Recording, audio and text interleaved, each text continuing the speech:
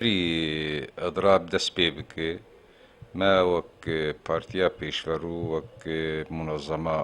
ئاثوری دیموقراتی ما مبادرە کرد وەختێک ڕۆژە مقرر بوو اعتیسامێک چێ بێ مەجلس اعتیسامێکی چێکە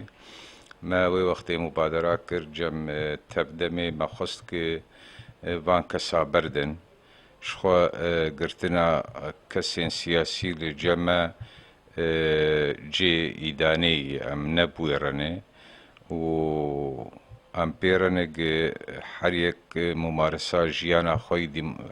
سیاسی بکە بە ڕەنگێک خوازە بڕنگ شێوەکی دیموقراتی چێنا بە گرتنا سیاسی لە کوردستانە سووریای بێ ممارسەکردن قیبەل هێزە کوردی دێ ئەم وێنە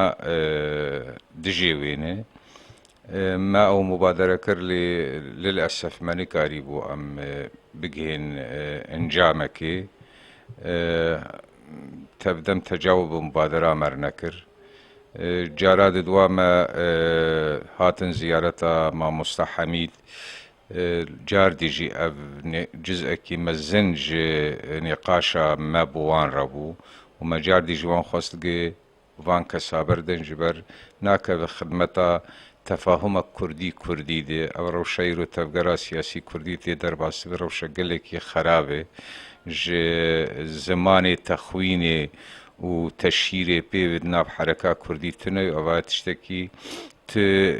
hêviyê nade yani tu hêviyê nade xelkê Kurd tu nakeve xidmeta Kurd dê îro ji me re muhim e em karibin tewafuqek tefahuma Kurdî Kurdî çêkin ew tefahum bi vî rengê her du taraf jî dikin nakeve xidmeta